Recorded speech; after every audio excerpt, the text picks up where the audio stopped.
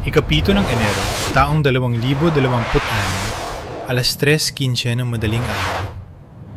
200 milya mula sa Moscow. Isang piloto ng Ukrainian F-16 ang nakatingin sa kanyang cockpit na nagliwanag na parang neon sign. Ito ay hudyat na ang isang Russian S-400 battery ay nakakuha na ng hard lock sa kanya. Akala nila ay magiging isang stealthy approach ito. Ngunit ang isang maliit na blip sa radar ay ginawang high-speed survival race ang isang strategic strike. Mayroon na lamang siyang 42 segundo para maabot ang release point ng kanyang Storm Shadow missile. Bago pa siya abutan ng isang Mach 6 interceptor. Hindi na lang ito isang bombing run. Ito ay isang desperadong sprint laban sa pinakamahigpit na air defense network sa buong mundo. Ang target para sa gabing ito ay ang 16 na Prospect Budenogo sa silangang Moscow. Para sa karaniwang tao, isa lamang itong lumang industrial na lugar. Ngunit para sa Kremlin, ito ang MMPP Salute, ang mismong puso ng Russian Air Force. Dito ginagawa ang mga AL-41F, 1S engines. Ang mga makinang ito na may 32,000 librang thrust, ang dahilan kung bakit nakakalipad ng mabilis ang mga Su-35. Kung hihinto ang produksyong ito, ang paggawa ng pinaka-lethal na fighter jets ng Russia ay tuluyang babagsak. Ngunit may dahilan kung bakit wala pang matagumpay na nakakaatake sa pasilidad na ito.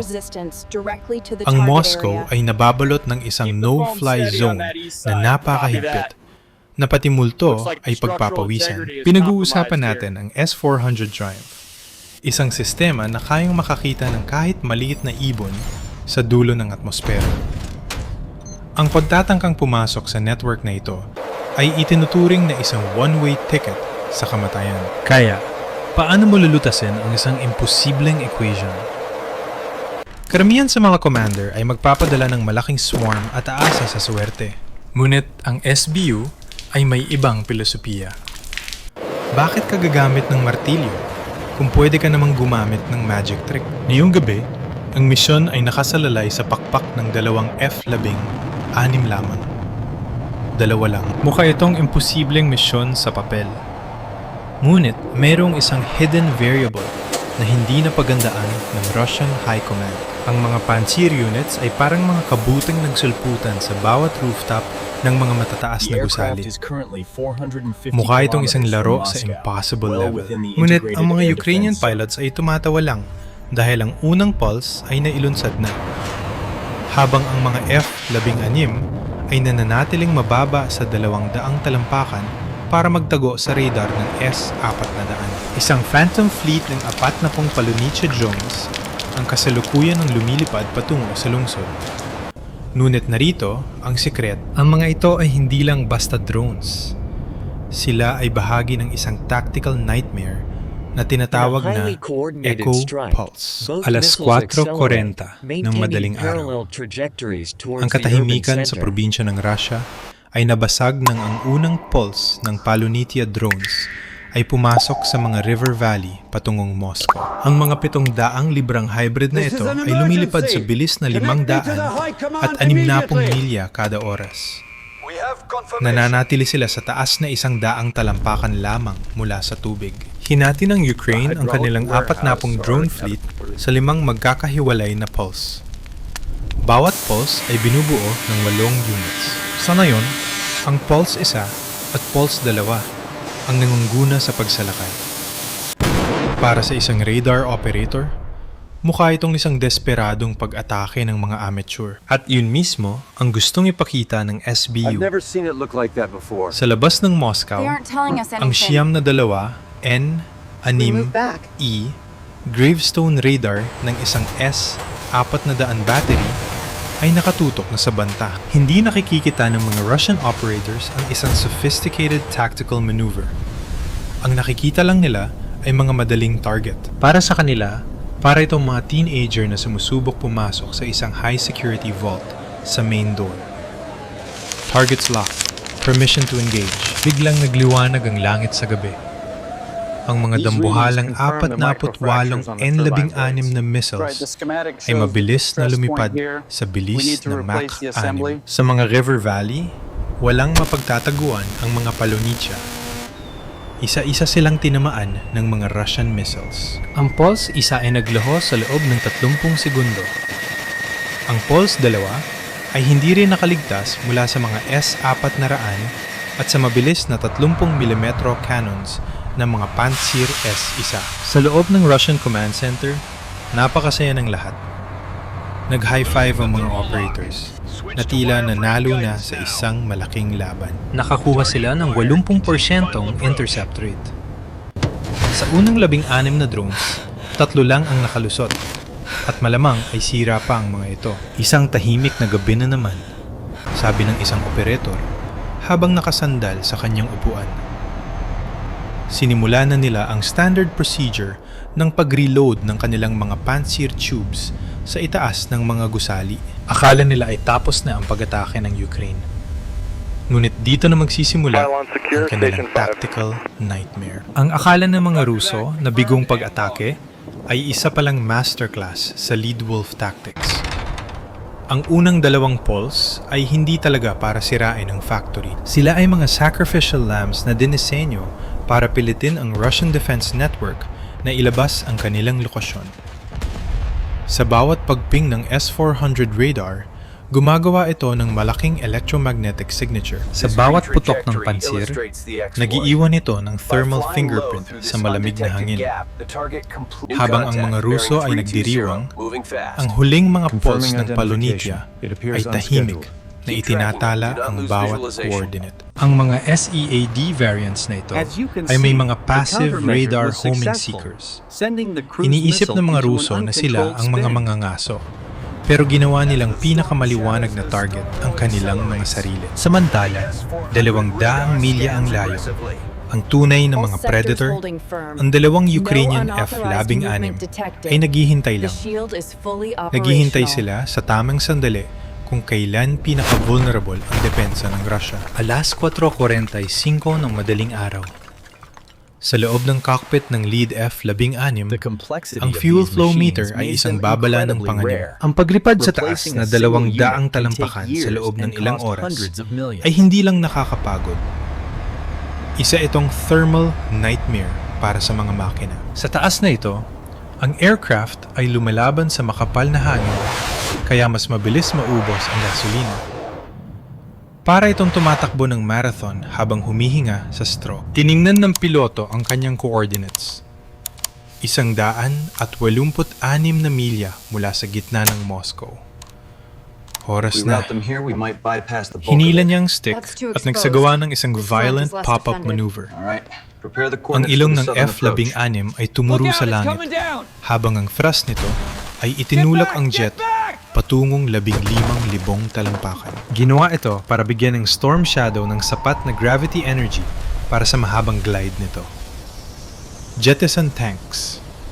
Ang 2 empty fuel tanks ay nahulog sa dilim. Agad na pinakawalan ang 200,000 librang Storm Shadow.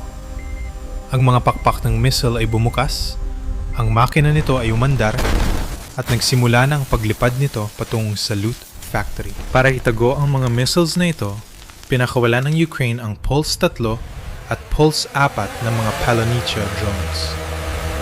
16 pang drones ang lumipad patungong capital na lumikha ng malaking gulo sa radar. Ngunit sa pagkakataong ito, hindi na nagdiriwang ang mga Ruso. Ang Big Bird search radar ay sa wakas nakakuha na ng track sa lumilipad na F-16.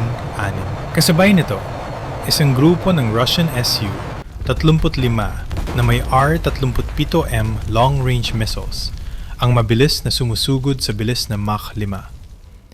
Nagmistulang nagniningas ang langit ng Moscow. Ang mga S-400 batteries ay walang tigil sa pagpapaputok.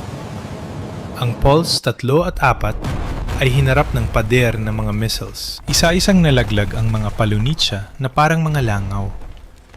Pagkatapos ay nangyari ang hindi inaasahan. Ang Storm Shadow, ang $2 milyong na Invisible Hunter, ay nakita ng thermal tracker ng isang Pantsir S-1.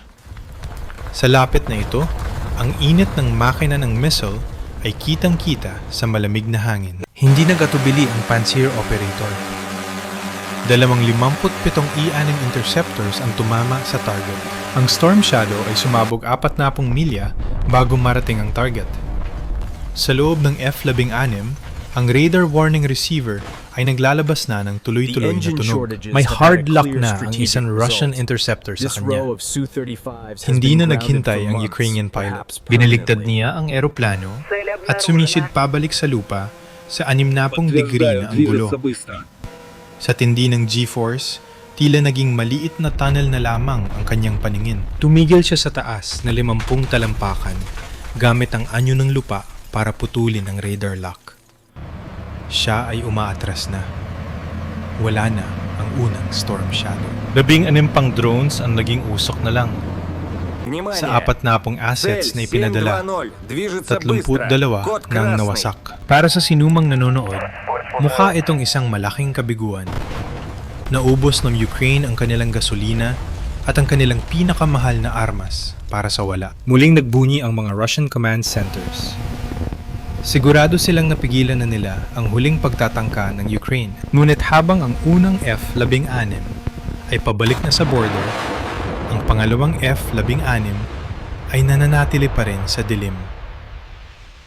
Binabantayan ng piloto ang kanyang fuel gauge at ang oras. Mayroon na lamang 8 palonitsa na natitira, ang Pulse 5. At sa pagkakataong ito, hindi lang pampasabog ang dala nila. Dala nila ang Leadwolf software na tahimik na nagtala sa bawat Russian radar frequency na nagpaputok kanina. Ngunit walang kaalam-alam ang mga Ruso tungkol dito. Sa isip nila, ubos na ang armas at lakas ng loob ng Ukraine. Habang nagpapahinga ang mga Ruso, ang huling 8 drones ay pumasok na sa inner perimeter ng Moscow. Ito ang mga SCAD variants, ang suppression of enemy air defenses. Sila ay mga silent listeners. Ang kanilang mga seekers ay nakatune sa mga frequencies na ginamit ng mga Pantsir S isa kanina lang. Biglang naging isang madugong ambush ang gabi ng mga Ruso. Isang Pantsir operator sa rooftop malapit sa Salute Factory ang may nakitang flicker sa screen. Bago pa siya makapagbabalak, isang 700 librang palunisya ang sumusugod na mula sa ulap. Hindi ang factory ang target nito, kundi ang mismong radar dish ng Pantsir. Eksakto ang tama. Ang warhead ng drone ay winasak ang $1 billion na mata ng defense system. Sa isang iglap, ang high-tech na Pantsir ay naging isang tumpok na lang ng bakal sa rooftop ng Moscow. Sa loob ng 60 segundo, 3 pang Guardian systems ang napatahimik. Isa itong tactical catastrophe. Dahil sa pagkawala ng 3 units na yon, nakagawa ang Ukraine ng isang blind spot sa proteksyon ng Moscow. Isipin ang panic sa command center na yon. Ang kanilang mga screen ay nagiging fuzzy at ang butas na naiwan nila ay dun mismo papunta ang mga tunay na predator. 300 milya ang layo, nakita ng pangalawang Ukrainian F-16 pilot ang blind spot sa kanyang data link. Hindi siya nag-aksaya ng panahon. Umakyat siya sa 15,000 talampakan at pinakawalan ang 2 pang Storm Shadows. 2 cruise missiles ang lumipad patungo sa butas na ginawa ng mga palunisya. Napagtanto na ng mga Ruso na ang mga naunang target ay pampagana lamang. At ang main course ay papunta na sa bilis na Mach 0.5 diretso sa kanilang puso. Ang Russian commander ay nagutos na gamitin ang ultimate countermeasure, Code Black. I-activate ang mga curtains. Sa bawat kanto ng kalsada sa paligid ng Salute Factory, lumabas ang makapal na chemical. Sa loob ng ilang segundo, ang buong pasilidad ay nabalot ng makapal at puting fog. Ito ay isang multi-spectral smoke screen para guluhin ang infrared light. Kasabay nito, ang mga high-power IR jammers ay pinuno ang paligid ng heat noise para bulagin ang mga sensors ng missile. Nakanggisi ang Russian commander habang nanonood sa monitor. Bulag na ang kanilang mga seekers, sabi niya. Wala silang makikita kundi usok. Para sa isang normal na missile, tama siya. Ngunit ang 2026 na Spec Storm Shadow ay hindi lang basta nakakakita. Ito ay nakaalala. Ito ang alas na hindi nila alam. Ang Ukraine ay nag-upgrade ng mga missiles na ito gamit ang AI-driven DSMAC technology. Ang utak ng Storm Shadow ay hindi lang naghahanap ng init. Gumagawa ito ng topographical comparison. Inihahambing nito ang geometric shapes ng mga gusali na nakikita nito, kahit sa gitna ng usok, laban sa isang 3D digital model sa memory nito. Para itong paghahanap sa iyong pinto sa gitna ng kadiliman. Hindi mo kailangan ng flashlight kung alam mo kung ilang hakbang ito mula sa kalsada. Isang storm shadow ang tinamaan ng 30mm flak at bumagsak sa parking lot. Ngunit ang pangalawa ay nagsagawa ng pop-up maneuver sa huling waypoint nito. Nakilala nito ang hugis ng main assembly hall sa kabila ng chemical na fog. Sumisid ang missile. Sa parehong pagkakataon, ang mga natitirang Palonicha drones ay winawasak na ng mga interceptors. Ngunit sa gulo ng digmaan, ang pagbagsak ng isang drone ay maaari pa ring maging tagumpay para sa umatake. Isang nasirang Palonicha ang bumagsak na parang nagniningas na sibat. Hindi nito tinamaan ang factory roof, kundi ang high voltage substation na 50 talampakan ng layo. Ang impact ay gumawa ng isang malaking electrical arc na nagliwanag sa buong paligid. Ang kuryente ay agad na dumaloy sa mga sistema ng factory. Kasabay nito, ang mga debris ng drone na may dalang gasolina ay tumama sa warehouse ng hydraulic oil. Nagsimula ang isang malaking sunog. Ang hydraulic oil ay nag-apoy at doon na dumating ang Storm Shadow. Ang 1,000 librang missile ay bumaon sa reinforced concrete ng assembly hall sa bilis na Mach 0.9. Ang precursor charge nito ay bumaon ng 10 talampakan bago sumabog ang main warhead. Ang resulta ay hindi lang basta pagsabog. Isa itong structural catastrophe. Ang pressure wave mula sa Storm Shadow ay sumabay sa chemical na apoy mula sa warehouse. Ang bubong ng salute plant ay nagsimulang gumuho na parang karton. Wala na ang ngisi ng Russian commander. Napanood niya ang pagkabigo ng kanyang perpektong depensa dahil lumalaban siya gamit ang lumang lohika laban sa makabagong teknolohiya. Ang puso ng Sukhoi ay tuluyan ng nawasak at ang apoy ay nagsisimula pa lamang.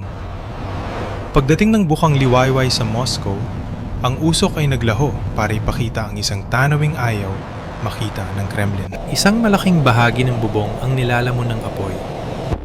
Ito ang thermal event na naging headline sa buong mundo. Ang tama ng Storm Shadow ay surgical. Winasak ang assembly hall habang ang mga debris ng Jones ay ginawang impyerno ang hydraulic testing area. Sa loob ng hall na yon, matatagpuan ang mga ultra-precise CNC milling machines na galing pa sa Germany at Japan. Ang mga makinang ito ang tanging dahilan kung bakit hindi sumasabog ang mga AL-4, 1F, 1S engines kapag ginagamit ang afterburner. Kapag nasunog ang bubong, hindi lang apoy ang sumisira sa mga ito. Ang usok, uling, at ang libu-libong galon ng corrosive firefighting foam ang tuluyang sumira sa mga sensitibong makina. Ang kahit maliit na alikabok ay kayang sumira sa isang 5-axis mill. Hindi kailangan ng Ukraine na patagin ang buong gusali. Kailangan lang nilang sirain ang kalidad ng hangin sa loob nito. Nang maapula ang huling apoy, ang produksyon ng Russia para sa kanilang mga elite.